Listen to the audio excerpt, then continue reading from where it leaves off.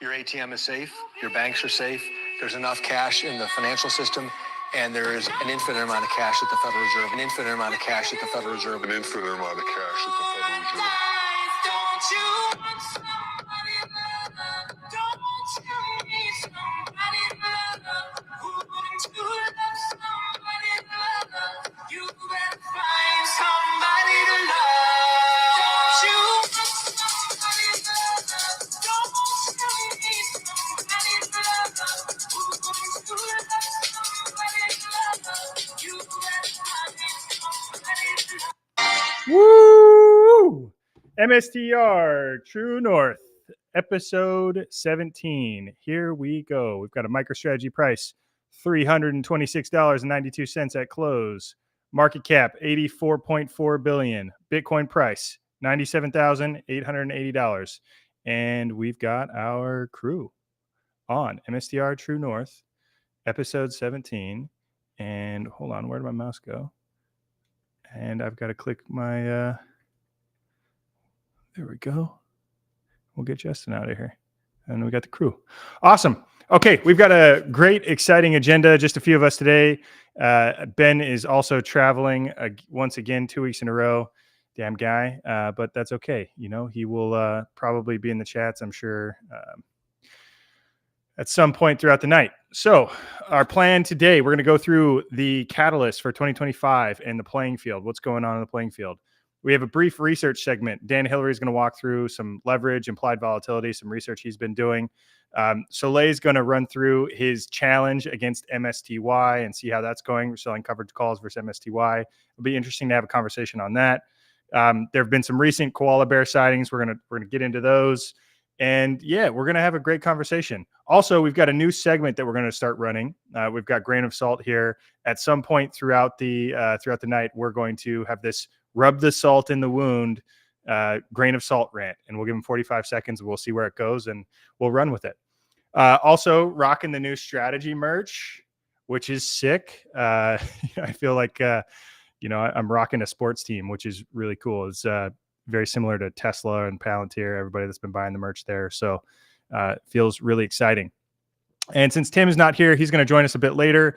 I will say that everything in this episode is, while it may be fun and may be interesting, none of this is financial advice. MSTR True North, a group of people getting together, talking about strategy, what's going on with the equity, what's going on with Bitcoin, what's going on in macro environments. The idea here is to, we would have this conversation whether or not people were listening, and we just decided to broadcast the conversation so we can talk through everything that's going on. Because obviously there are so many things going on every week, and there are enough things to talk about weekly. So thank you all for joining. Appreciate the time, and maybe we'll have some time for questions at the end. But without further ado, want to jump into some of the things that are going on. Hold on, where's my mouse? Some of the things that are going on, and just kind of a little bit of a macro landscape to set the stage of what we're seeing, and what is on the horizon. So let me share my screen here. And wanted to start with CPI. So CPI, interesting. So we've got the CPI released today. CPI is Consumer Price Index.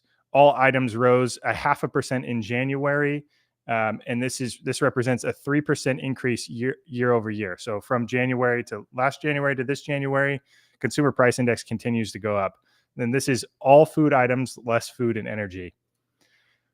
Also, good to show exactly what this looks like from a historical perspective, because we've heard the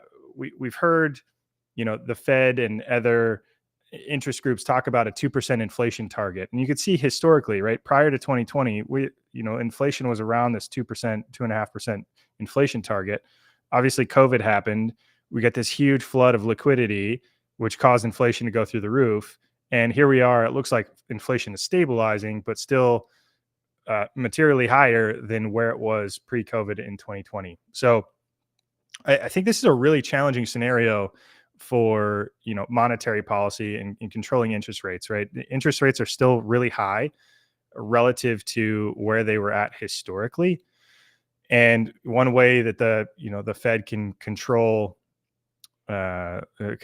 monetary policy is by lowering interest rates. Now, if they lower interest rates to try to tamp down, or if they increase interest rates to try to tamp down inflation, that's bad for the economy, right? If you increase interest rates, then bond prices fall, and that has a really big impact on the entire market, right? If you increase interest rates, stock prices, equity prices fall, home prices potentially fall.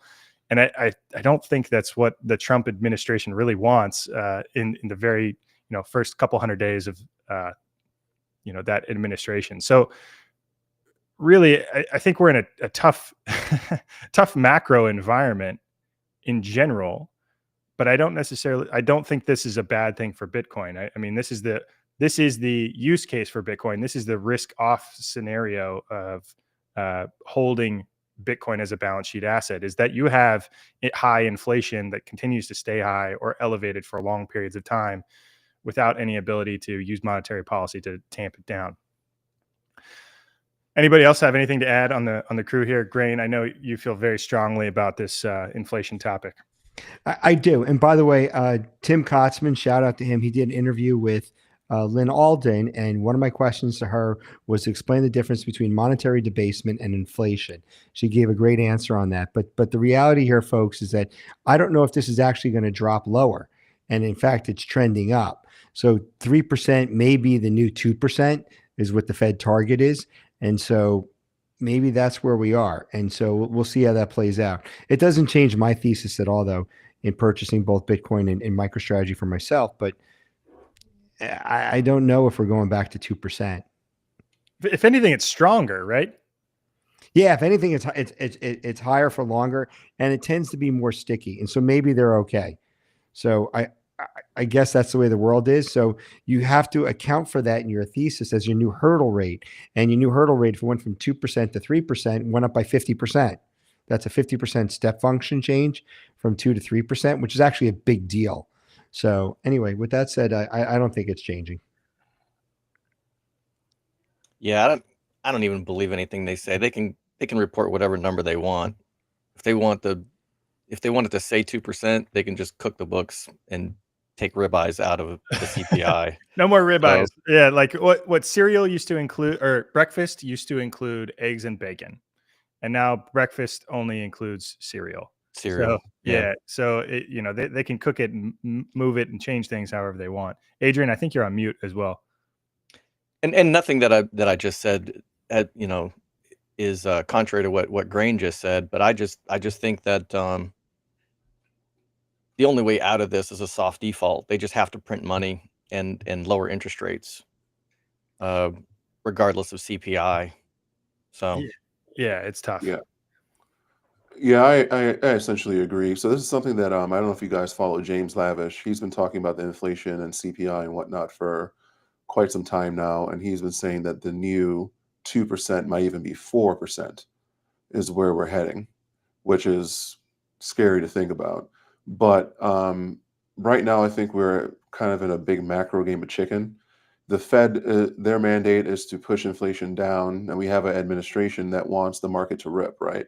So we also have the added problem of if inflation stays hot and the Fed can't cut rates, we have a $36 trillion of debt, and we have higher interest payments on the debt that we have to service. So to Soleil's point, I think perpetual soft default is kind of going to be the par for the course, unless there's some kind of a market crash or market event that wipes out enough liquidity in the market to push inflation down. So this might be just the new normal, quite frankly, with the inflation rate. And I'm sure no one here, our thesis has changed whatsoever on Bitcoin. I think the fact that we're still trending between, let's say, 90 to 100,000 is actually rather good, because in previous cycles, we would have slammed by now. So holding this range is good in this kind of a macro environment. I think there's a bit of a lag with M2. So liquidity is going to hit the market. It's just a matter of how much liquidity is going to hit the market in Q1 and what we see into the end of the year. But someone's going to have to blink at some point. And I think the Fed is going to have to blink. They don't really have a choice in the matter. The Fed's fucked. Yeah, it's difficult to see exactly how this could go. And I brought up this image here. This is 1970s inflation versus 2020s inflation, and nobody on this call really felt the 70s inflation like incredibly powerfully because weren't alive or too young at that time. I mean, so I think this is a possibility, right? We used we threw everything we could at inflation, right? The Fed cranked up interest rates incredibly fast. Interest rates doubled, tripled in like 9 months, something that we haven't seen in an incredibly long time. And now we're getting to a situation where apparently unemployment is low, but we're seeing revised job numbers significantly over time. It just seems like a challenge that we've seen already in the 70s potentially, and we may see something roar back up, some additional inflation roar back up here on the horizon, which would be a scary situation to be in. And if that's the case, everybody that's experienced inflation in the last 3 or 4 years, they think it's gone or they think it's done. And if it comes back hard and heavy, everybody's going to be scrambling, right? Because nobody's ever experienced it twice, 2 big waves of inflation before, right? Everybody trusts the government. Everybody trusts what's going on. Everybody's lulled to sleep. And if we see inflation start to roar back up, everybody's going to be running around with their head cut off, looking for hard assets or places to park their money because what they have known their entire lives isn't working anymore. They had this scare previously that they could rationalize, but if it happens again, I think there's going to be a huge change in the trust environment.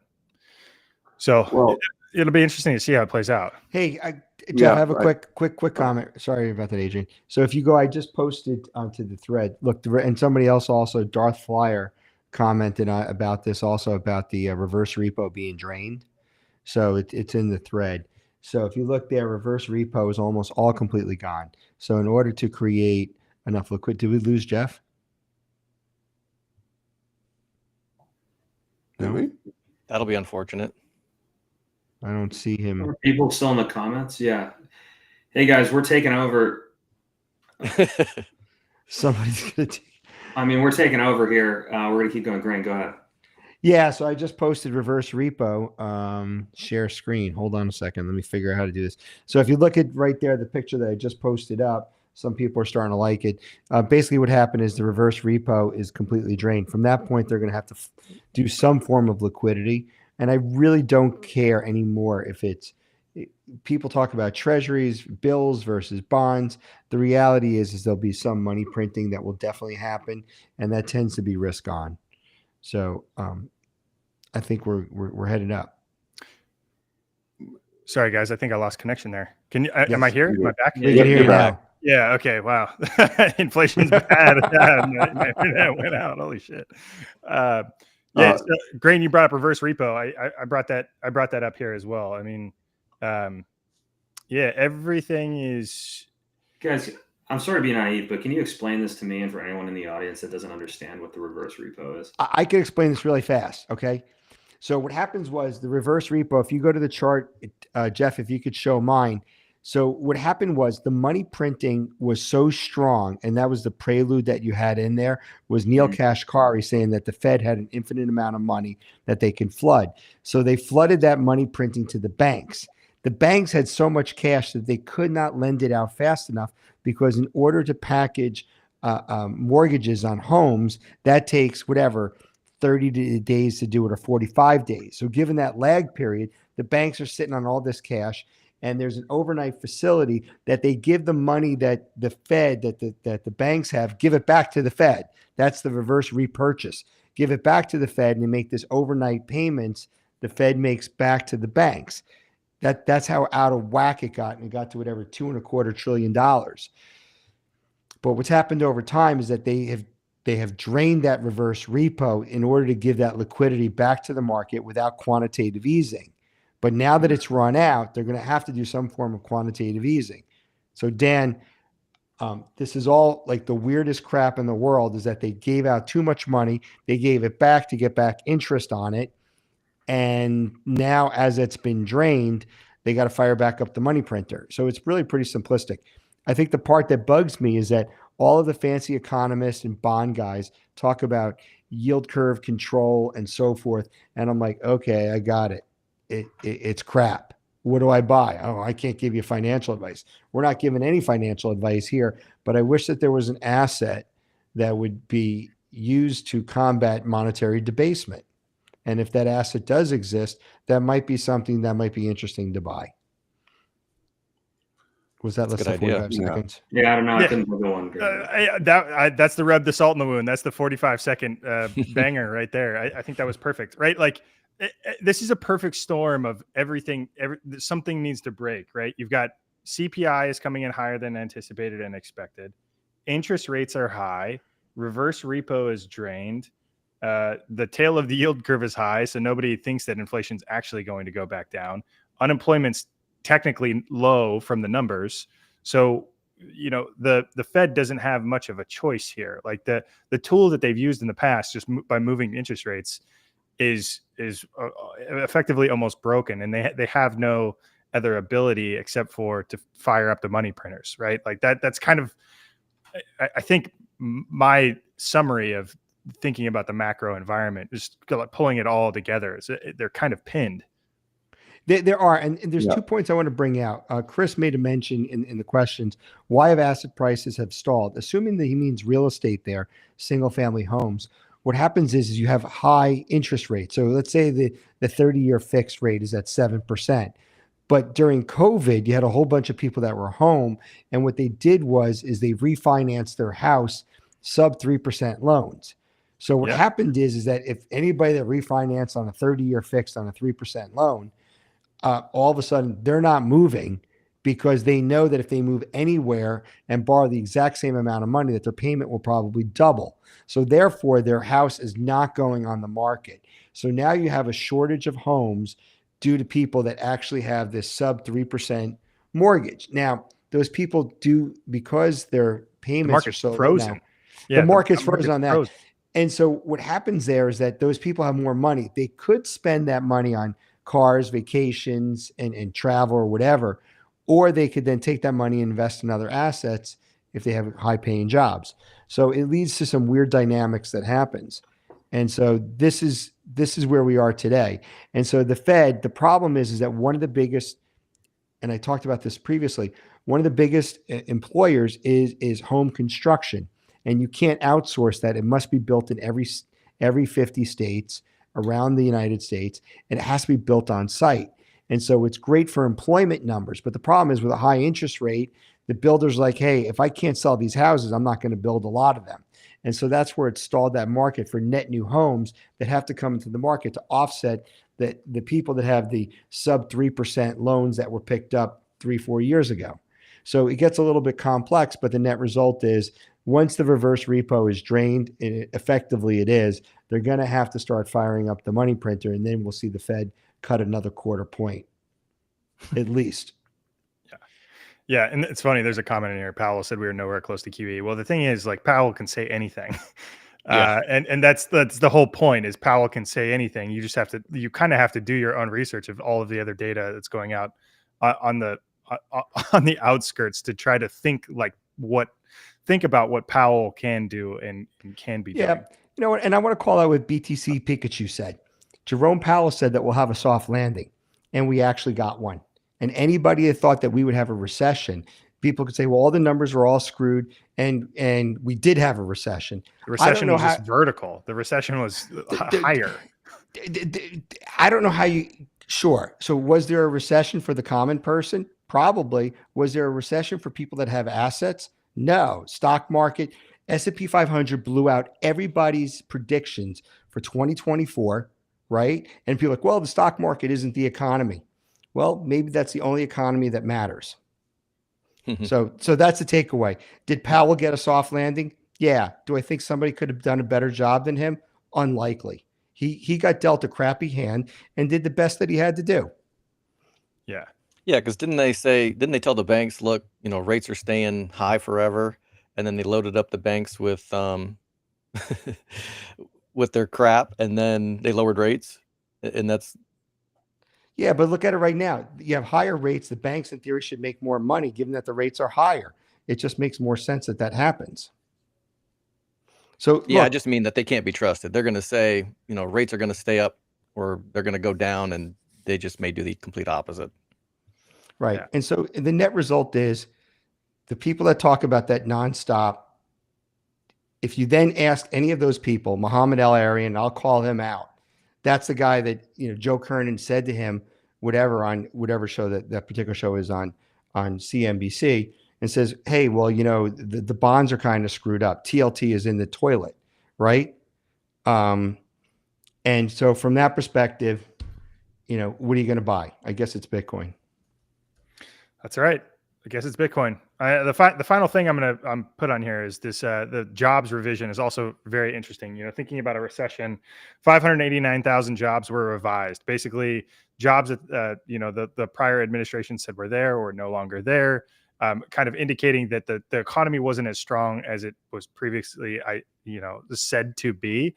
And I was seeing this firsthand. My wife's a recruiter in the biotech industry, and she's seeing people that have senior titles applying for jobs that are, one level down or two levels down, and flooded with resumes across the board. Now biotech's a very unique industry, but it was just a single data point to outline that the economy hasn't been as strong as, the media may have said it was, which is just a fascinating data point. I mean, this came out this week. So 70% of the jobs that were created were in the government sector, which is also pretty interesting.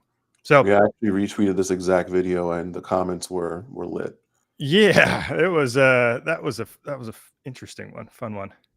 Okay, well, we'll shift gears here. Just the macro. So that's the lay of the land. I guess last thing I did want to say is this was a fun picture to see.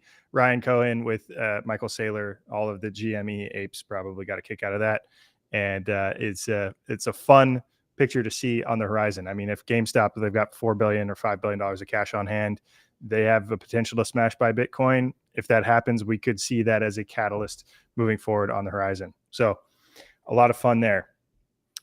And before we go into analysis and things like that, I did want to give Adrian a little bit of time to talk about, we did lose a member of the MicroStrategy community over the last week. Really unfortunate news about Charge Stack. Adrian, I'll kick it over to you. I think you probably knew him the closest. Yeah. So I know a lot of guys in the chat. I know a lot of you knew him as Charge Stack, Dr. Lewis. Daniel Richard Lewis. He actually passed away on February 7th. He was 49 years old.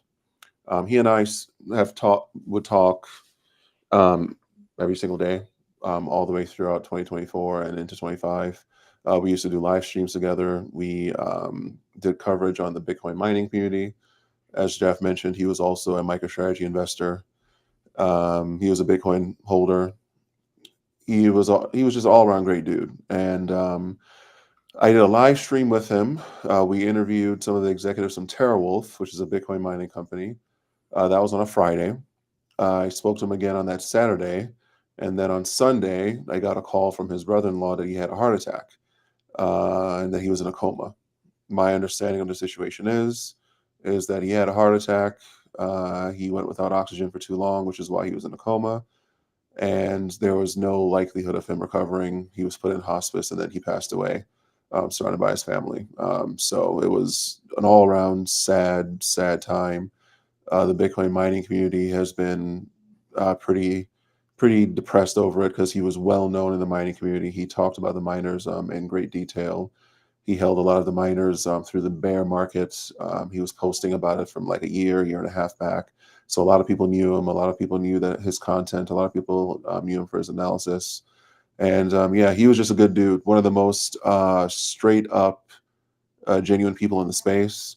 And my experience in this space going back over a decade now is that there's a lot of people in this space that are just, I'm just going to come out and say it, pieces of shit, sketchy. They're only interested in money. They're only interested in views. They're only interested in, so on and so on and so forth. He was one of the ones that would talk to anyone, and he did talk to anyone, which is why he was so well known, and that's also why he would be missed. So yeah, it was definitely a very, very tragic event. Yeah, sad news for the entire community, all around. I mean, especially you have people that are contributing quite a bit, and I think rest in peace, Dr. Lewis at ChargeStack. And I think it's also a good time to mention, if you haven't thought about your Bitcoin and your inheritance plan, your dependents, it's a good time to refresh that. I mean, when things are boring, make sure your shit's in line, make sure your shit's in order. You know everything you've got, where it's at, who it goes to, life insurance, yada yada, making sure that all of that is squared away, because when everything's going really well, that's the absolute last thing you want to think about. So and funny that Jeff mentions that. I actually got a call from his son over the weekend, past weekend, to help him understand how to go through Cold Card and sending Bitcoin. I did my best to send him as many resources as possible. I didn't want to tell him the wrong thing going off of memory. So while his wife and his family were aware of his holdings, I know that myself, some of the guys in this call right now, some of the guys in the chat and gals in the chat, we may not have our loved ones aware of our holdings or aware of how to even send Bitcoin, because we're still in the phase where we're the weirdos, right? Talking about Bitcoin, talking about MicroStrategy. A lot of people aren't aware of how to send transactions or how to custody themselves and so on and so forth. So these are definitely conversations that I think all of us need to start having, because as DR has shown, I was talking to the man on Friday. By Sunday, he was in a coma. By the next Friday, he was gone. So life comes at you, man. And when it does, there's nothing you can do. So I definitely urge people to have those conversations and to start thinking differently about things a little bit with when it comes to our holdings and Bitcoin and whatnot. Yeah. Life is incredibly precious, and it could be over at any point. So take advantage of the time you've got and your friends and family and people around you. And with that said, I appreciate you guys a ton. Thank you for taking the time. Thank you for everybody in the chat following along. I know you have other family and loved ones out there that you could be hanging out with, and you choose to spend your time here. So we appreciate it. Thank you very much. Thanks for the kind words, Adrian. Shout out. That was awesome. Appreciate it. Okay. We will switch gears. We'll talk about analysis now. We'll kick it over to our research segment. Dan Hillary is going to lead that part one. We'll talk about IV and leverage. And then we'll jump into Soleil. We'll talk about how your MSTY challenge is going and who's winning that bad boy. So Dan, we'll kick it over to you. 1 second. Dan can't talk. While Dan is pulling that up. Oh, there we go. Guys, can you see this? I can pull it up. Just give me 1 second. My mouse died on me right at the beginning of this call, so I got to do everything manually. There we go. Want to make it bigger? Me? I can make it bigger. There you go. Kind of zoom in. Yep. Yeah, so I guess I'm going to open this up to you guys and kind of see your takeaways. But this is just an implied vol chart and a historic vol chart over the past 2 years. I unfortunately I don't have the full data yet. Hopefully I'll post that in the next couple of days. But what I think everyone's worried about, concerned about, and excited about is, a lot of us are leap holders or option holders. I personally am. And we've seen the volatility crater over the past few days, past few weeks. And, that's terrible for options premiums. And the stock itself, if volatility is a product, then things aren't going as well as we're hoping necessarily. So I think volatility is like the biggest question on everyone's mind. The price is actually fine. And I think the reason a lot of people are freaking out and losing their minds or becoming restless is because the volatility isn't there. So your call options, your premiums are starting to plummet, and there's no real excitement in either direction. So I think it's tough for a lot of people. And I think we're trying to make sense of that and understand why it's happening, and then kind of what is the landscape for future convertible debt issuance, because obviously Saylor and the team have been saying and stating that Q1 will largely be a fixed income issuance period, as opposed to where Q3 and Q4 were largely ATM, dominated by ATM for capital raising. So over this time period, and Bitcoin Overflow corrected me, I forgot a convertible note, but the little scribbled stars on here they illustrate when the convertible bonds were issued, overlaid with the volatility. So let's go through, I guess, first what the chart is showing. So you've got the 100-day trailing historic volatility, and that's the standard deviation of the daily returns. That's calculated based on the pretty much the wobbliness of the price, of the actual stock price.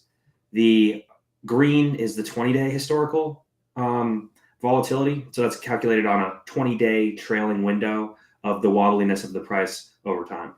And then you've got the 30 DTE call option implied volatility. And this is different, right? This is the average implied volatility, or the future volatility priced in to 30-day call options. And it's an index over all of the out of the money 30-day call options. So you can see that they largely track each other. But the point here is, it looks like, Saylor and the team, who are more advanced. As I do this research, I really realize like Saylor and the team have learned this stuff way before I learned it. But they're obviously getting the highest premiums they can on the convertible notes by selling and offering those notes during times of high both volatility and implied volatility. But there is one outlier here in September, and so I think the question I pose to you guys is, how are they going to execute on these convertible notes? Are they going to wait for Bitcoin to kind of jumpstart us into a period of higher volatility and start issuing these fixed income products, or will we see this sort of like match starter kind of small convertible bond issuance that then kind of jumpstarts the volatility by adding leverage to the balance sheet, and then sets the stage for more convertible bond issuance throughout the end of Q1 and the beginning of Q2?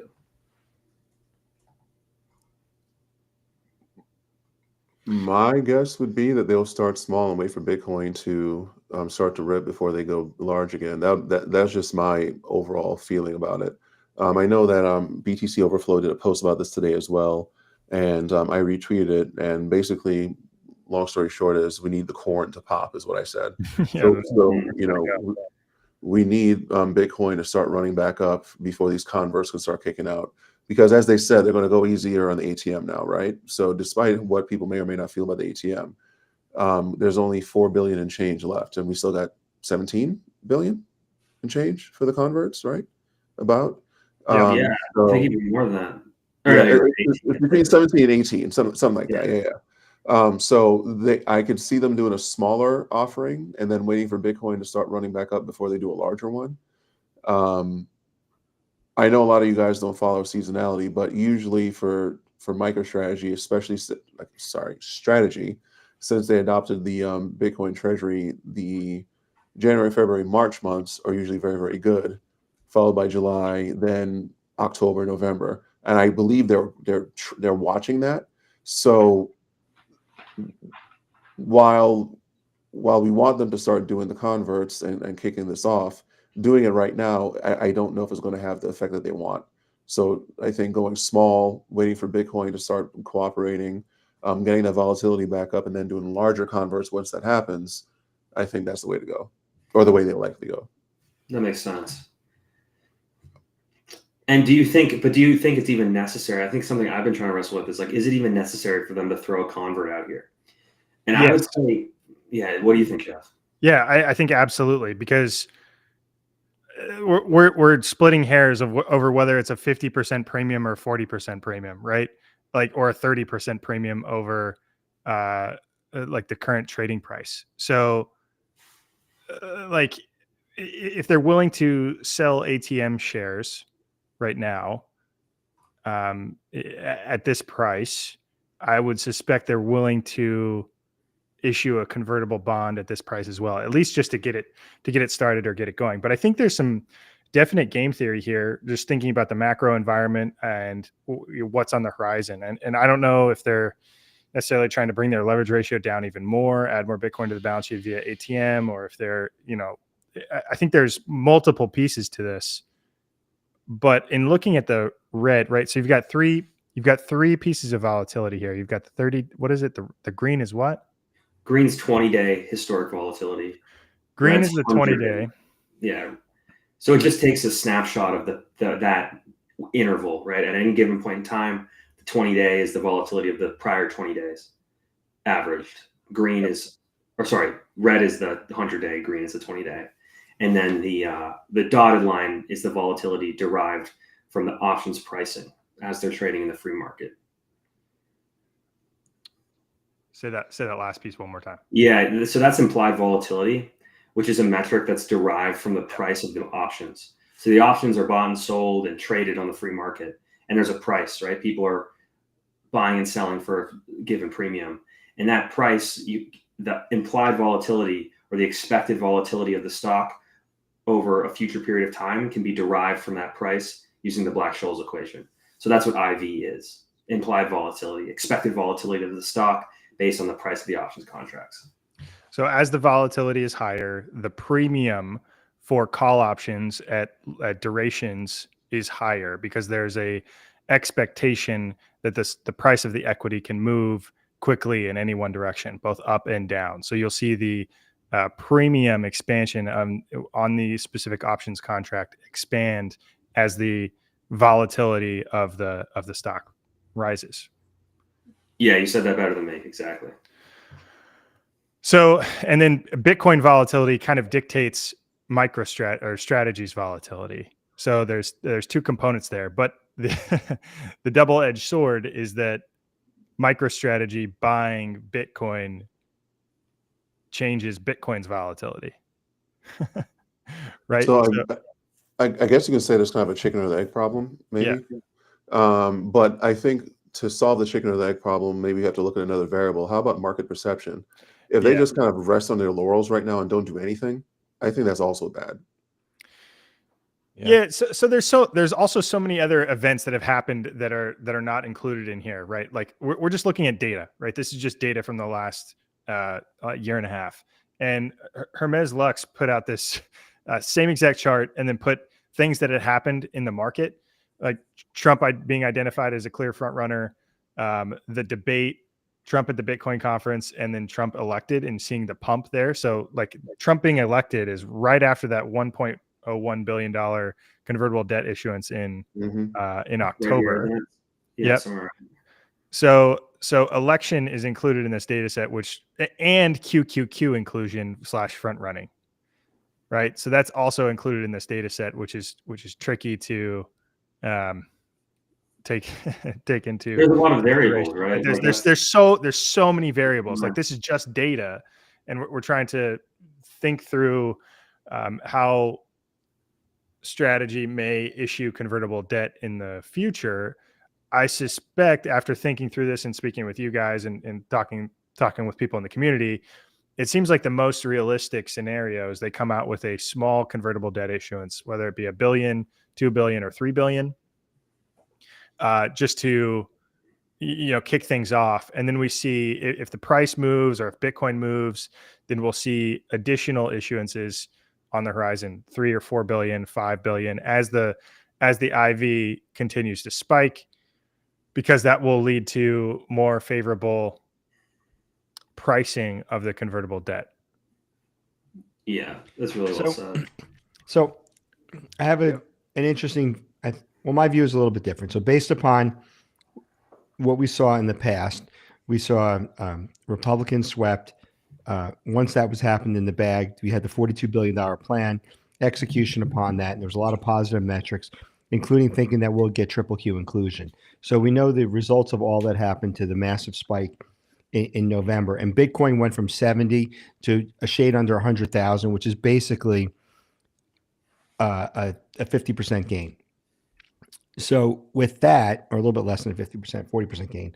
So with that, the question is going forward, given that the IV is down that low, do you think that the FASB, S&P 500 inclusion, SWF, SBR, SAB 121 now actually kicking in and positive news for that, is that priced in the current price, or is this the best time to buy because IV is in the toilet? So that's the premise. We saw what happened in Q4. That your question is do you get enough of a runway from May 5th to then have enough momentum to get S&P 500 inclusion? And so the whole concept is buy low, sell high. Yeah, I agree. And to Tad's point, Tad wrote something in the comments that I want to respond to.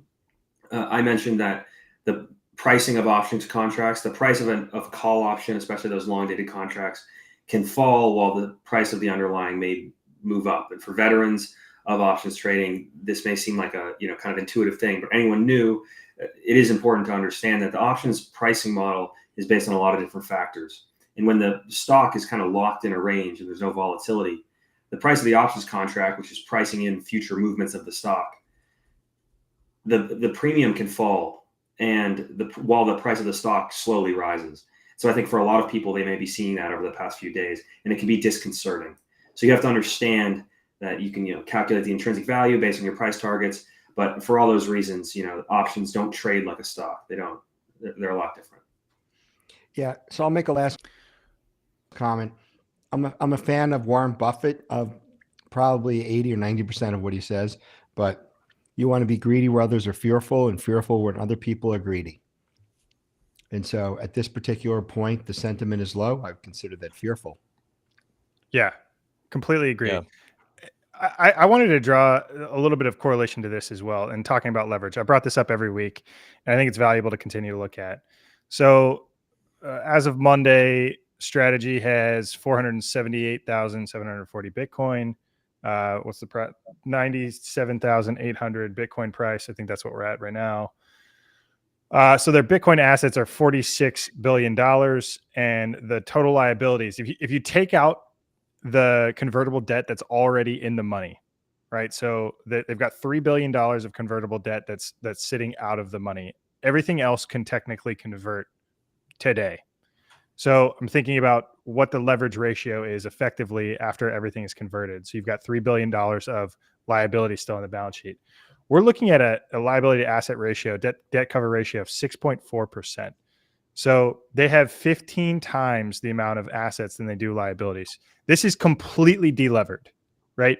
So the way I think of this is there's basically no risk in Strategy right now. Like that's the reason for volatility being down. Like this, it's basically tracking Bitcoin, and it should, because they've got no leverage on their balance sheet. There's like no risk here, very, very little risk. Now, if you go back in time to November 15th, 2021. So this is when all-time high in 2021.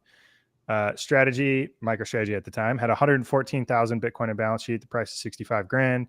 They had 7.4 billion in assets relative to 2.5 billion of debt. So their liability to asset ratio is 35%. And as we all know, fast forward a year, they've got 130,000 Bitcoin on balance sheet, but the price cratered down to 16,500. They had 2.1 billion in assets and $2.7 billion in debt. So their liability to asset ratio was 130%. That's why everybody was screaming, running around, saying like, MicroStrategy is going to get liquidated. And Saylor's like, no, our debt, our debt has a duration. It's got a long-term duration. And there was a bunch of confusion around what the company was worth.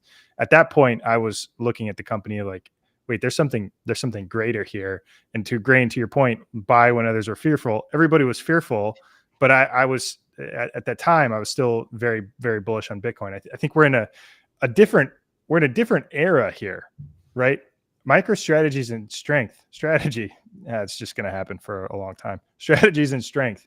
They've got 478,000 Bitcoin. The balance sheet is completely delevered. They can add billions and billions and billions of dollars of debt to their balance sheet.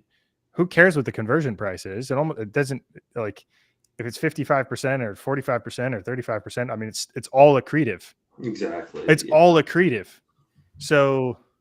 Right. Yeah, I'm going to chime in quickly. So look, if you look at your September number there, September 30th, 29.9% liability to asset ratio. So if you look at that, at that point, the stock price was relatively low. It was like in the 160s. And then you had the massive rise. So from that perspective, that was the best time to buy. But the liability asset ratio is whatever, 5 times what it is today, right? Because 5 times 6 is 30. So now you're at 1/5 of that ratio. So as long as Saylor can actually get more converts, he can lever up faster until he hits that same 30% for what happened in September. And it's possible that we can see a higher run in Q1 and Q2. I mean, I'm planning on that. Either you believe the math that's here, whatever math you like, on this or you don't. And So either I you don't believe know, in Bitcoin or you don't. So it'll be interesting to see what the market's perception of that is. And if the market believes in Bitcoin, this is an incredible time to buy a piece of MicroStrategy convertible debt. And I think that's what Josh Mandel is talking about as well. Is like the market is trying to shove the price a little bit lower so they can get a better conversion price for the next tranche of convertible debt. And that might be happening. I'm sure they're out in the market, or at least the investment bankers are out in the market trying to figure out how much capital can potentially be raised in this next tranche of convertible debt. I know that takes a little bit of time in today's Amazon economy, where anything gets shipped to your house in 12 hours. It's, you know, these types of big capital movements take a significant amount of time. What do we have here by Tad? BTC price moves upward. Political factors. Yeah. So look, Tad writes these gems, this information here that's you could be right on all your thesis and you could still lose money. And that's the takeaway from what it says. So all this math could all be correct. We could be buying what we bought, and then there could be some existential threat that happens geopolitically that causes problems. So this is not financial. I'd rather be buying for myself when the leverage ratio is low or liability asset ratio is low, and the price is relatively stagnant for a while, perceiving that it will go up. Yeah, and I even understood Tad's point in another way. And he's saying that for the price to rise, the volatility has to rise. And that's something, you know, Grain and I've talked about, Soleil and I've talked about, that the price needs to rise, right? The volatility of Bitcoin and the price of Bitcoin rise together. Same with MicroStrategy. And so we need to catalyze an increase in volatility to get the next move up. And until that happens, the volatility will continue to taper, which tends to lead to this kind of downward sloping decay in price that we've seen. So your options decay in price, the price of the stock decays in price, the product that they're offering is not as strong. So I think Tad's point is spot on, that we're looking for that next spike in volatility. And quite frankly, MicroStrategy has their finger on the trigger here to signal to the market, look, not only, right, when they issue this convertible debt, they're signaling two things. One, we're levering up our balance sheet. Okay, more volatility. But they're also saying we're underwriting the bid on Bitcoin here with billions of dollars, and we're not stopping. And once they signal to the market that that's going to happen, you know, maybe that increases volatility too. So it's kind of the ball's in there on their side of the court here. To this comment from Tad here, MicroStrategy, MSTR equals IBIT and mNAV equals 1. If the liability if there's no volatility and the liability asset ratio is low, but I think how this works, right? Like if strategy is much more levered, right? If they add more leverage to their balance sheet, there's a lot more concern about there's a lot more technical risk, right? Like if you have more leverage, that is more risk. And there's going to be more people that are going to be trading that risk in any one direction. Definitely. Yeah, I don't know if mNAV, I fucking hate mNAV, but I don't know if mNAV is going to go to 1, right? Because IBIT and MicroStrategy are fundamentally different in structure, just like you're mentioning. So there's always going to be some volatility that does not exist with a product like IBIT and MicroStrategy. So I'll be very, very shocked to see it slam down that hard without some kind of a larger tail event that causes it. But right now, I think the macro environment has the ball, is what's going on, and we're waiting for everything's frozen. Everybody's like, what, everything. Right, frozen. exactly. Because there's a lot of what ifs, right? So there's the SVR for Bitcoin. There's the digital asset stockpile, right? There's the talk of tariffs spooking the market on and off, right? There's the larger environment with regards to the inflation and the Fed. There's a lot of things that are at play right now that I think are causing downward pressure on Bitcoin. Now, when the year started, I was still very bullish on Q1, and I still am. But if things continue the way that they're going, we're going to have a lull until maybe Q2, or I'm going to come out and say it, maybe even Q3. That by itself is not a bad thing, though. That just means that when we rip up, it's going to be very, very violent and very, very sudden, and a lot of people are going to get caught with their pants down. Can we just take a moment to think about what we're talking about? We're asking a company to lever up their balance sheet. Yeah. It's like what other company in the market are you like leverage your balance sheet? You know, like get riskier. It's kind of a funny phenomenon. Yeah. But Because that's the nature of what strategy is, right? We want the leverage. So we sound psycho to people that don't understand the play, but and it's so funny. Anybody that says they're over leveraged right now or they're leveraged, you know, like incredibly, not even it's close. like, oh my God, you haven't even looked at it. Yeah. I do want to make a quick point. So I do think that Saylor was specific. Going back to the point that you had made, Jeff, you had said that ATMs are permanent capital. So I think that what he did by hitting the ATM so hard, that was actually a real reason. Okay. I think that whatever reasons he has, I don't know. But I think that because he thought it was permanent capital like you did, it was important for him to get that done quickly and then potentially to switch to the converts, which we've all seen. So I think that was I think that was a very specific strategy that Strategy did. These sentences are just getting funnier and funnier. It's an important And I like strategy. I like what Dan said about the signal, because once they start issuing the bonds, the signal might be actually more important than the cell in the spreadsheet, explaining what the leverage actually is, because it's signaling their intention for the direction that they're going.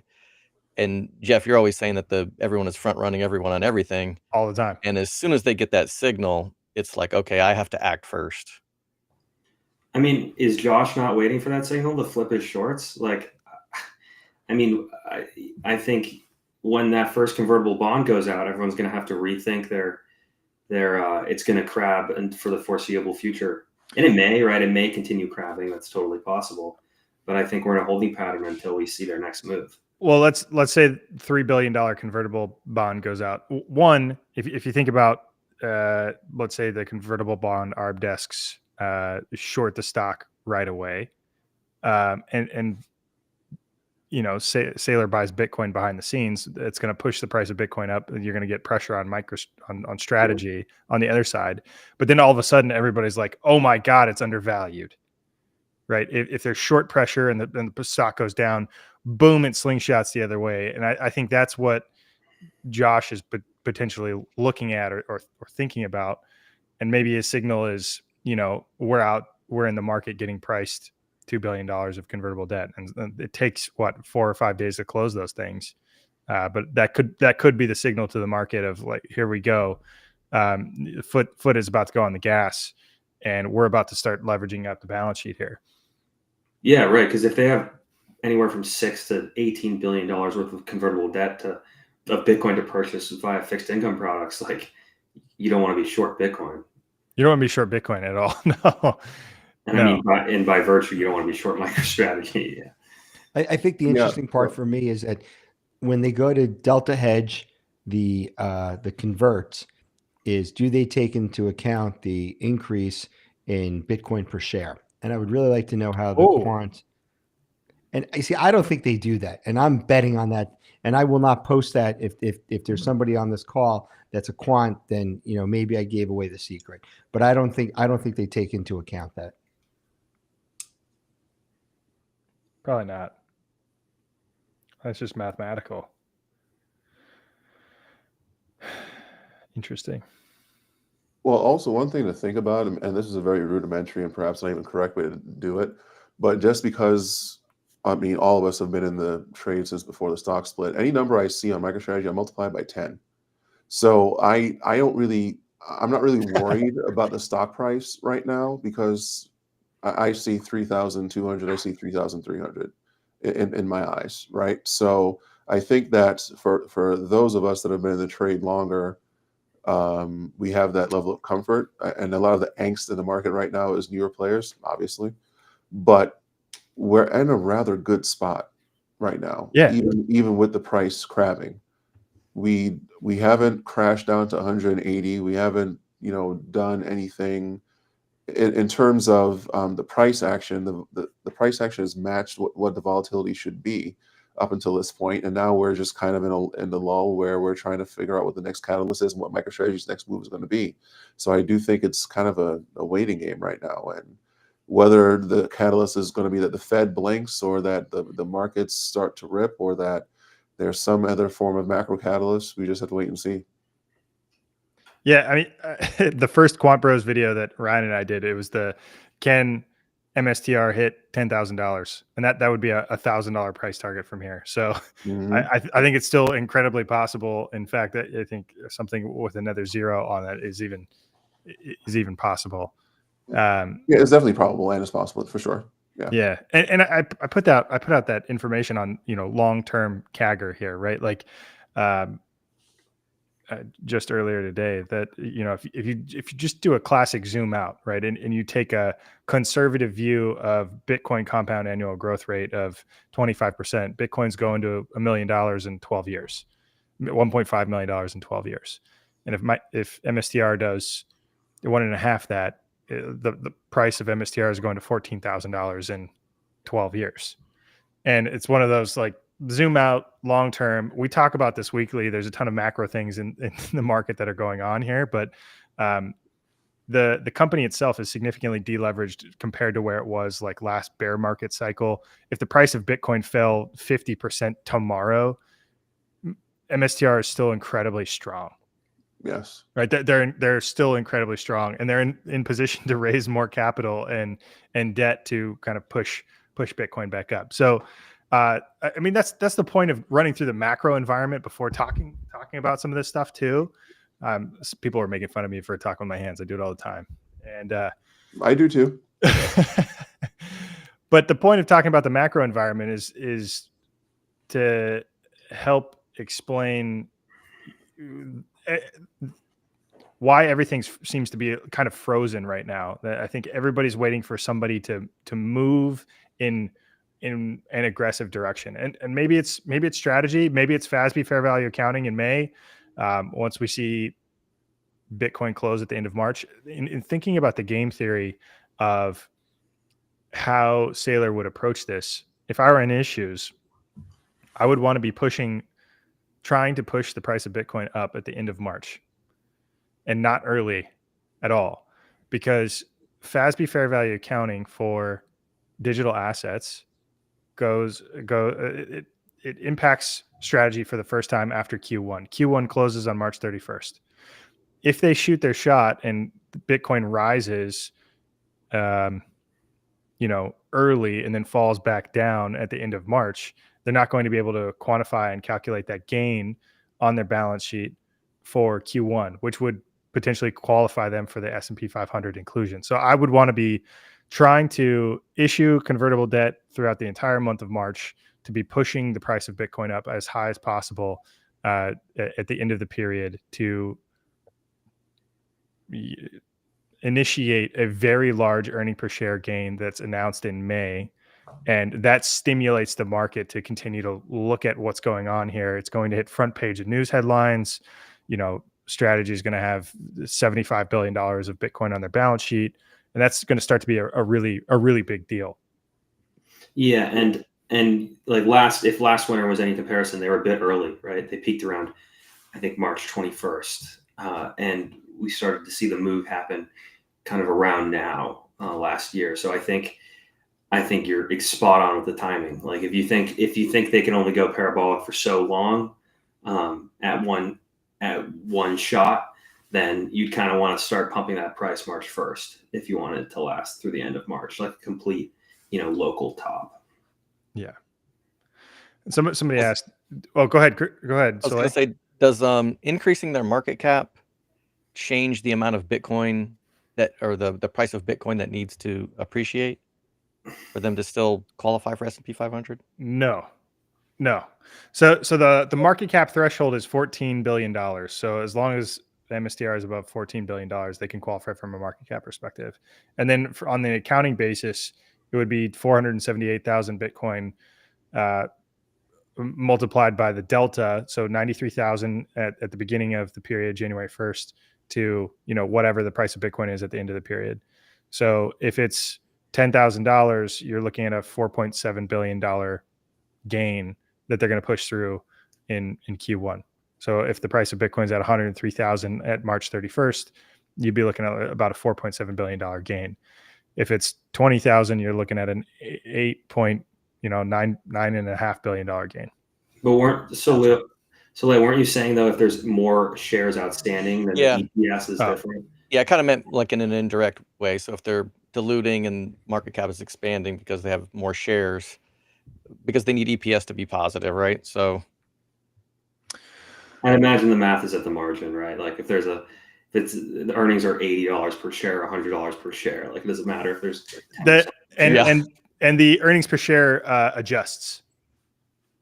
So the historical, it's net income. The net income has to be positive over the last 4 quarters. So if the number of shares outstanding increases and that reduces EPS, all of your historical EPS numbers are also like diluted. Awesome. If that makes sense. Yeah. And it's not much, right? I think the price of Bitcoin needs to be at 97, like about where we're at today, about $97,000 in order to have positive earnings that would wipe out the last 4 quarters, thus qualifying them for the S&P 500. But again, go ahead, Dan. Yeah, I'm going to be a bear for a second. If not a bear, but if we're sitting at this price, March 30th, I'm going to be biting my nails. Somebody's got some calls. Yeah. And somebody mentioned, I don't necessarily think Saylor's gunning for the S&P 500. I think that is like a trophy for him. You know, being added to the S&P 500 is a really big deal. I think it's a reason that he compares all of it, you know, his stock compared to the S&P 500 and the Mag 7. And I think he truly believes that there's a high likelihood or possibility that they're up there in the Mag 7 and belong in the S&P 500. Again, MSTR doesn't need the S&P 500. The S&P 500 needs MSTR. It's like the Bitcoin is going to continue going up forever in perpetuity. And if that's the case, they're already included in market cap weighted index funds, and they're going to keep going up. They're going to keep rising with it. And I think that once we get into May and June, the topic of the S&P 500 is going to be the most. It's going to be the biggest topic of the year, right? It's going to be super controversial. People are going to wonder if it's going to happen, whether, you know, it's going to be a really, really big topic. And this hated rally is going to get even more hated. I think something that Ben also brings up, I think is really valuable to think about, is that, you know, when you look at Saylor and how he markets his equity in his company relative to other companies, the first thing he points to is his stock performance. So he understands that the equity performance is incredibly valuable if he's going to be marketing these bonds or, you know, going out to market to other capital. And he doesn't want those statistics to fall. And so there's incentive to continue, you know, trying to do everything he can to improve the underlying value of the common equity. So, yeah, I suspect that his favorite slide in the deck is the one that shows, you know, MSTR compared to the Mag 7 and even compared to Bitcoin. Yeah, since they adopted a Bitcoin treasury strategy. And, you know, other companies are starting to be able to do it as well, right? Look at Metaplanet and how it's just gone in this absolutely meteoric rise. Semler Scientific is 3x where it was before they started a Bitcoin treasury strategy. Cooler and, you know, these other companies that are adopting, they're going to see similar things over the horizon. So, yeah, it's exciting times. Did you see that in the comments? What's that? They just released a website prominently displaying those statistics. Oh, that was MicroStrategy. I thought they meant Semler. I thought Semler had a new website. Semler is going to announce one yet, but they will. They absolutely will. It'll be the new thing that everybody does.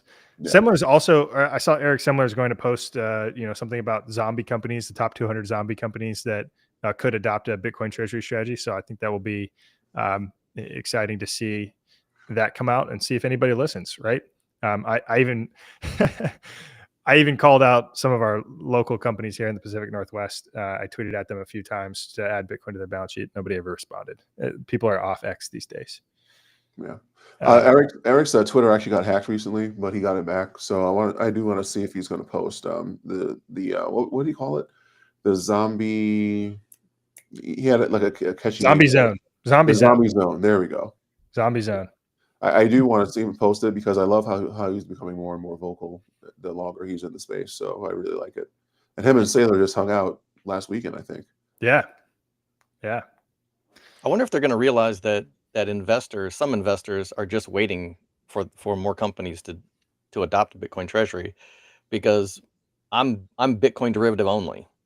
Like, Yeah. If you're going to that's hold it. anything, if you're going to hold Yeah. it, yeah. I'll never own another ticker if they don't own Bitcoin. It's just never going to happen. I don't know if I'm the only one, but I own gotta be somebody NVIDIA, else out there. but I've held NVIDIA for a long time, though. So NVIDIA, that's an AI play. Yeah. Mhm. Soleil, shall we shift gears? I like Tad Smith here. Most sure. most companies are zombies, and all insurance companies are long the dollar. And I think they need to be short the dollar, at least have some part of their portfolio that's short the dollar. Who else we got here? Oh, Chris. There we go. Soleil, go for it. What do you got here? Let's see what you got. Yep. So, do I need to make this a little bigger? Yeah, So if you can. I downloaded MSTY's holdings, and the premise for this is 3 weeks ago, I think it was January 23rd, I decided to, take it upon myself to challenge MSTY. I put equal amounts of money in two different accounts. I put MSTY in my IRA, so I didn't have to deal with any tax ramifications on dividends. And I put an equal amount in a new account, and I decided to just trade against them for, at the most probably through 2025. And the bad news is that I'm getting my ass kicked so far. So for the first 3 weeks, it's been pretty brutal.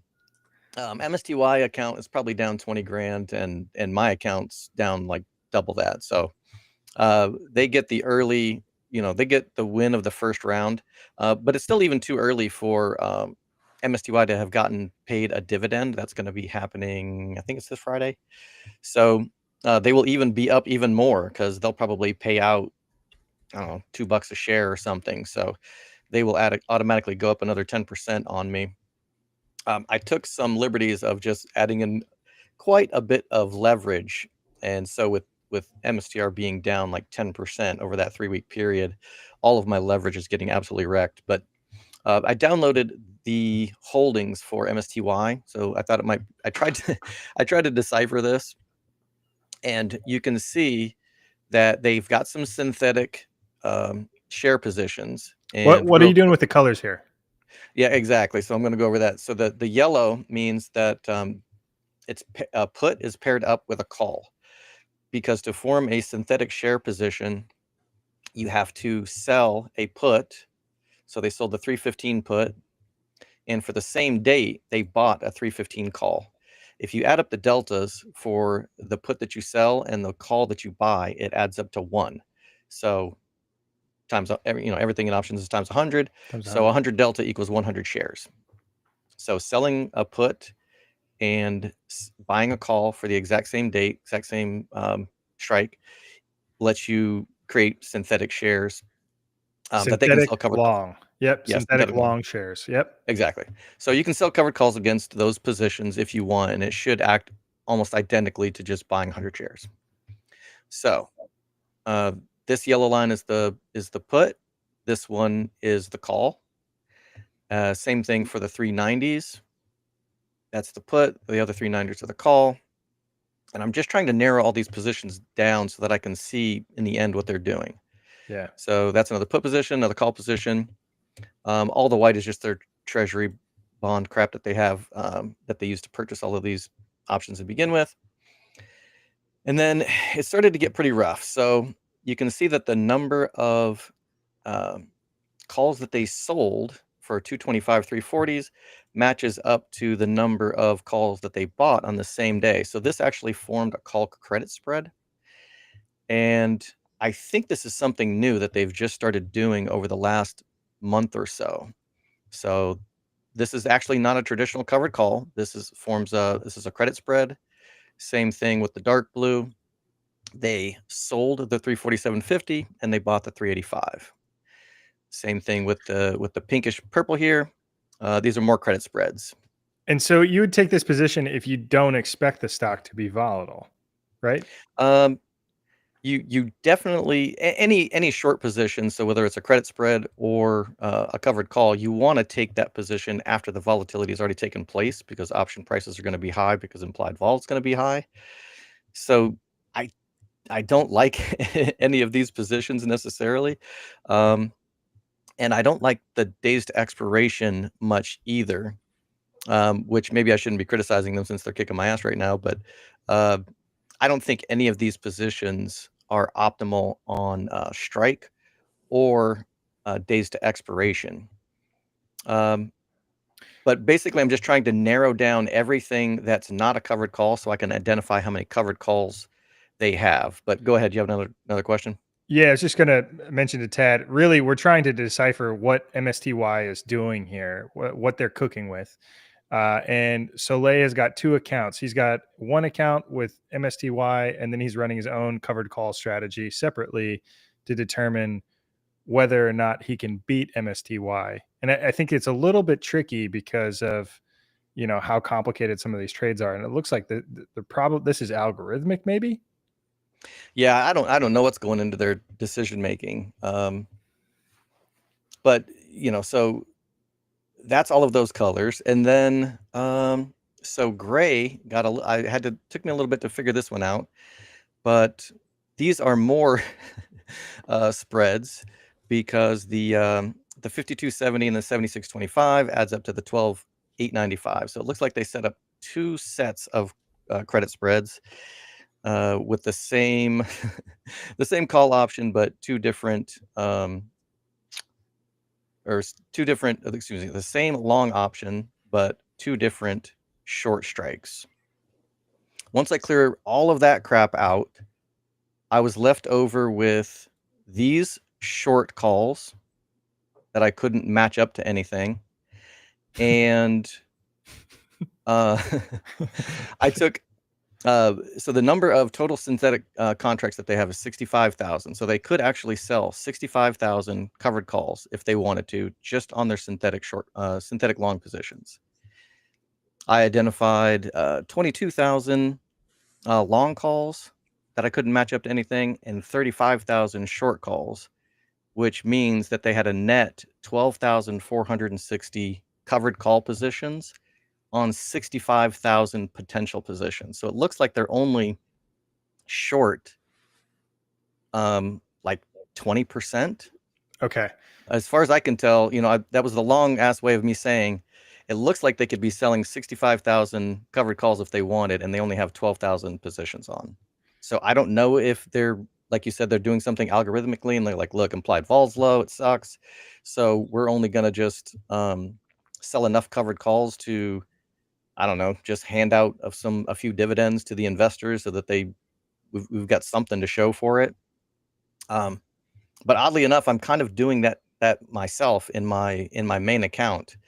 I'm only really selling enough covered calls to, basically pay my bills, pay my mortgage, and to offset the theta decay in all of my leveraged long call positions. So, yeah, I don't really understand why they're doing what they're doing, but I mean, I'm sure they have some decent analysts over there figuring this crap out. But I personally don't like their strategy. It's it's a mess. There's so many things going on. It's hard to follow. I'm sure there's got to be some sort of algorithmic design here, because they've got this on 40 different ETFs where they're running a very similar strategy with different distributions. And I do find it interesting they call it a distribution rate and not a yield, because I think some of it is technically return of capital and not necessarily yield on this covered call strategy. So I need to do a little bit more research on that, but apparently the dividend is treated differently from a tax perspective too. Yeah, cup holders saying, I thought Misty could only sell against 25% of their position, and if that's true, that might explain why they only have 12,000 covered calls on 65,000, long positions, because that's really, that's a little bit under 20%. And then those credit spreads, I don't know if that counts against the 25% that Cup's talking about. Yeah, so really this is like 80% of the portfolio is long, which is where you Exactly. want this thing to be long, right? If you're holding this as a covered call income play, like you want this to capture long volatility going to the upside. Um, and as the price goes to the upside, I mean, what the dividend that they had last November when the IV was incredibly high was record setting. I think it was like $4 or $5 a share, which is huge if you're holding this in perpetuity for an income play, and you can continue to get the upside potential. So it's an interesting strategy. The reason we look at this, the reason we're doing this analysis is because these products are particularly interesting, and people are going to start thinking about different ways to use their equities and as income, right? People are using equity right now or Bitcoin as an alternative to real estate. So instead of holding a real estate portfolio, right? Like Soleil, you could go buy real estate with some of your equity right now, and then you'd have to deal with property tax and headaches of a tenant and vacancy Yeah, and no thanks. squatters and political stuff. And the alternative here is you can have this equity and you can learn how to sell volatility. And now you look at the most volatile stock in the entire market. This seems like a great stock to sell volatility with. And you could use that as your job to potentially pay your bills and your mortgage and how to live off these things. So we're going to see 10 to 15 more of these ETFs pop up, and everybody's going to be doing it in a different way. Right. I think Bitwise is cooking on something, and having Jeff Park behind the helm running something that sounds particularly interesting. And some funds are going to take less risky positions. Maybe they target at 75% yield, and maybe it's a pure yield and not a redistribution of capital. So yeah. And if this was confusing, I just wanted to have my own quantum computing moment. So yeah, that's exactly. I've just been jealous of Adrian ever since that day. Clear as mud. Yeah, no, this makes a lot of sense. I'll make this last part real quick. So my other spreadsheet is I just downloaded all of my positions, and so these are all of the credits and or debits that I received. There's no colors here, and so if I add them all up, I get $30,000 net. Premiums sold over that 3-week period. However, some of those calls that I sold still have value. So if I subtract how much they're still worth, because you don't really get to collect that premium in full until you let it expire or until you sell it to close it.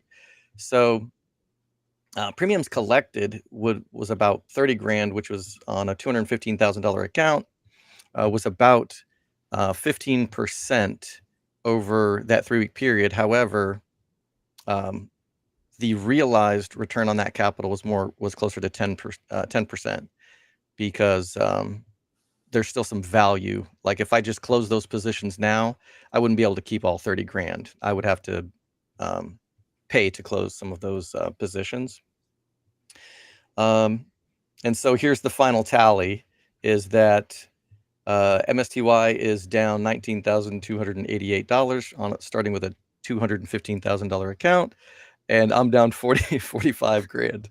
So, but you're like way longer. It's like you can't compare them like exactly because they're just way longer. Oh, for sure. So every single dollar that I collected here, I plowed into July 1080s. July 1080 calls. Like scale. Okay, this is like your play account. Okay. Yeah, exactly. So I'm taking some liberties because as a retail trader, I can just do anything I want, right? I have no restrictions. I'm not a big institution. I don't have to follow an algorithm. I can just do whatever I want. So I'm taking like the biggest risks I possibly can with this.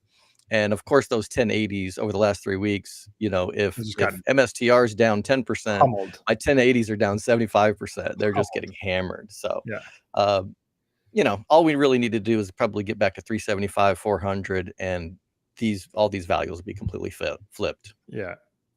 And somebody asked here, right, if MSTY goes down, is this risky? As Soleil pointed out, MSTY doesn't actually hold any shares. It's all synthetic. Yeah, it didn't look like they hold any shares right They now. don't hold any which shares. I don't think they any of their used to. folks. Really? But I think, yeah, when I downloaded it a few months ago, because I did a review on it, I swear they had shares. And I don't know what the point of not owning shares is. I don't know if they get some kind of margin credit for using calls instead of shares, but it doesn't make any sense to me. I don't understand it. Well, somebody's got to technically hold the shares. It's like the options or the market makers are holding Yeah. the leverage there or something. Interesting. Wow. Okay. Well, thanks for that, Soleil. Clear as mud. Okay, Yeah, so next time you're we getting your can ass just go over whooped. yeah, next time we could just go over the wins and loss. I won't cover all of MSTY's positions again. That's a one-time thing. We don't have to go over that crap next time. Okay, perfect. Sounds good. Yeah, if you just give us a little summary, whether you're getting your ass kicked or not, and what it looks like. Exactly. There will be signs. Yeah, and I'll have a you're new T-shirt on or something. yeah. Okay, I love it. I love it. Okay, and then I think that's pretty much all I've got. I guess we've got some new koala bear sightings. Or Adrian, you were going to hop off. You want to do Yep. final thoughts? Final thoughts. What do I got? So yeah, as you know, Dan and Jeff and Soleil and Gray and I have been discussing, it seems like we were waiting for the next catalyst or the next, I don't know, shoe to drop in the market. And I think that all things being equal, that's not a bad position to be in.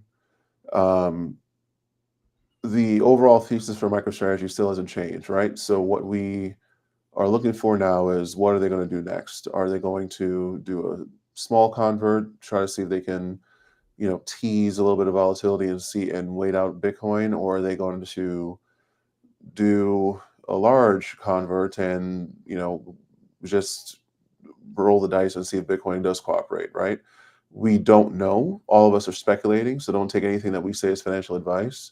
What all of us do know is that we are bullish on MicroStrategy, and one way or another, this thing is going to go up. It's just a matter of when and how much. So if you have that level of conviction, I would just ignore the current market dynamics and have fun with it if you can. And if you can't, just don't look. That's the safest thing to do sometimes, and go from there.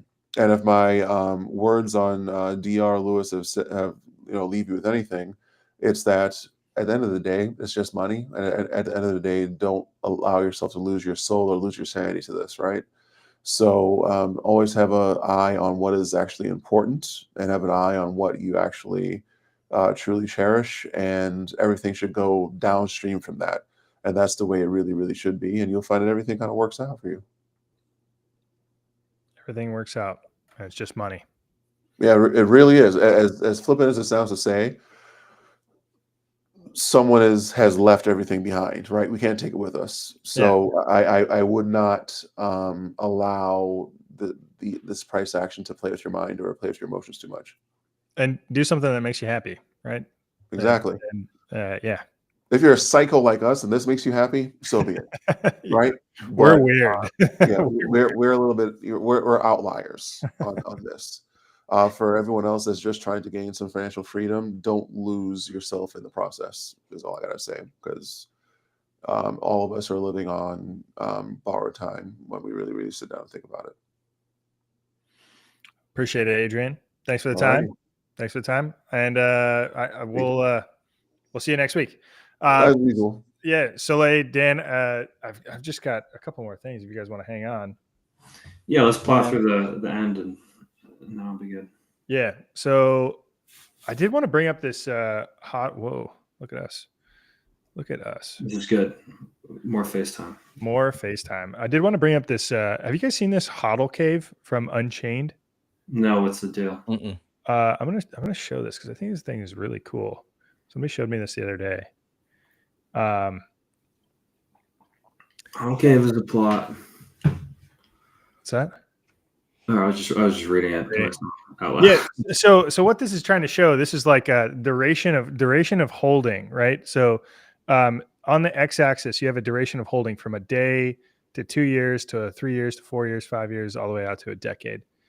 And then you've got on the y-axis, you've got relative change in holding. So how much holding Bitcoin has your holdings of Bitcoin have changed, and it shows the percentile in which a holder, depending on how long they've held, is in the money, or if you're above this kind of dotted green line, you've made money on holding Bitcoin.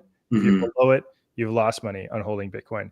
And so these different colors show the percentiles, right? So this second light blue says, on the upper end of the percentile, 99 percentile, if you've held for a year, if you're in the 99th percentile of the top, you're up, I don't know, 75x or whatever that may be. Mm-hmm. If you're on the bottom percentile, you're down, I don't know, 25, 50%, something like that. But I think what's incredibly appealing here, and what this is trying to show, is that the concept of holding Bitcoin long-term as like number go up technology. And I think this is where Bitcoin starts to get really appealing from a capital markets perspective, thinking about new potential products, holding Bitcoin for a long-term horizon, and thinking about the risk return metric and the risk return profile of holding Bitcoin based on some history and some data here. So if you look at the four-year duration of holding, 100%. So what this is showing is 100% of people that have held Bitcoin for over 4 years are in a positive price position from holding Bitcoin. And if you go out to 5 years, some of that changes. If you've held Bitcoin for 5 years, if you're the worst performing 99th percentile, you've potentially lost money if you've held Bitcoin for 5 years. But a majority of people, the other side of that equation, the mean holders, if you've held for 5 years, you're up something like, I don't know, 30x, 40x, whatever that may be. So it's an interesting concept to think about, right? When you think of, so how I think about the capital world is duration. I think about duration a lot. When you hold an asset, how long do you hold an asset? Why do you hold an asset? And what's its purpose? So when I see the world, I see the world in like probabilities, and I see like insurance in probabilities and how they hold their assets, how they park their assets relative to their liabilities, and you start to see new framework of thinking about Bitcoin when you start to think about it as a duration asset. So I think, when looking at how Strategy is managing their convertible debt, you'll notice that none of it's a 2-year convertible debt, right? It's all 4-year plus convertible debt duration. So you start to think about, okay, you look at this, and what's the risk return trade-off here? What's the potential every 4-year horizon, thinking about halvings and, all of these other catalysts, and who's holding Bitcoin, how long they're holding, why they're holding, starts to come into the probabilistic equation of Bitcoin. So that's I think this site is cool, and thinking about that, they haven't updated it in a while, but in thinking about how it's designed. Go ahead, Soleil. Yeah, go back to the top. So basically at 5 years, the only possible way that you could even just be barely below the break-even line is if you bought the top on the last cycle. On the worst day. On the if you were top. Exactly. Yeah. If you were unfortunate enough to literally just like, I'm going to buy Bitcoin for the first time, and it was the top. Yeah. Then you had to wait 5 years. Like, that's the only way that you could even be in that particular worst situation. Right. Everyone else is just golden. Yep. And as you go out of 5 years. Yeah. Even they're up. Everybody's up. Everybody's up. Yeah. Yep. Everybody eats. Everybody eats. And so I think that's why people are also thinking about this from the long term, and why people are just continuing to plow all of their money and savings into Bitcoin, and they're going to continue plowing all their money and savings into Bitcoin, is because of the skew, the tail on the right side, right? Like the right side of this tail is effectively infinite. And I made this post earlier today. The left side of the tail, and Ross Stevens said this in a video I watched, the left side of the tail of Bitcoin going to zero has effectively been chopped off. Like in 2017, I think there was still some concern about Bitcoin potentially going to zero. And I think a lot of people weren't adopting it as a treasury reserve asset because, there's so much political pressure. There wasn't, framework for any of this stuff. And as we've seen these things develop and evolve over time, and the rails being built, right? You've got a Bitcoin ETF, the political environment, banks custodying Bitcoin. You've got stable coins being invented, involved, and used in different ways. The probability of Bitcoin going to zero has effectively been chopped off, right? You've got decentralized computer nodes across the planet. It's the largest computer network the world has ever seen. And you've got Bitcoin nodes in outer space, right? So even if you had a global EMP, as long as it doesn't go to outer space, like you can still revive the Bitcoin network. So it's yeah, it's fascinating when you just kind of take a step back and you think about this from a long-term view. So I commonly have to bring myself back to zoom out, right? Just zoom out and look at everything from a long-term horizon. And when I think about where strategy is in this whole ecosystem here, well, we're in just total infancy. Everybody wants results like tomorrow, but this thing is like still totally an infant. And the world is going to evolve so much in the next 8 years with these digital assets and digital capital infiltrating every realm of the entire world, right? Like banking, finance, pension funds, and it's going to infiltrate in just so many different ways that are going to be unique and innovative. And and you've got support both politically and from corporations. So yeah, it's and apparently we've got nodes in underground bunkers.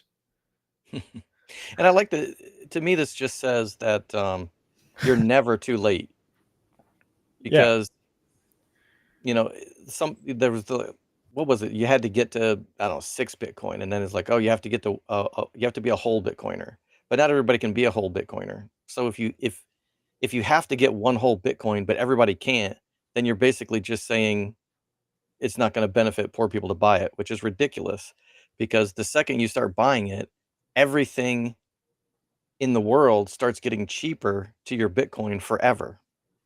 So to me, the amount of Bitcoin that is required is always just greater than zero. It's just get off zero, period. Get off zero.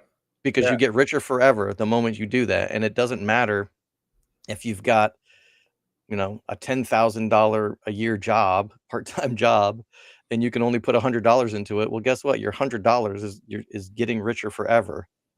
So get off zero. Yeah, That's it's what I savings, get from this. savings tech, right? It's totally savings tech. And Gladiator, if you're still listening, you got to buy Bitcoin, man. It's you got to figure it out. If you're going to be in this world, right, you got to figure out Bitcoin. And you can own MicroStrategy, you can own strategy. It's going to the top of the publicly traded leaderboard, but having an understanding and going through the process of like holding Bitcoin and knowing what it does and how it can be used makes you a better investor of MicroStrategy. So it's necessary, in my opinion. Everybody needs to do a cold storage transaction, which I think he's been doing. But yeah, get off zero. Make sure you get off zero.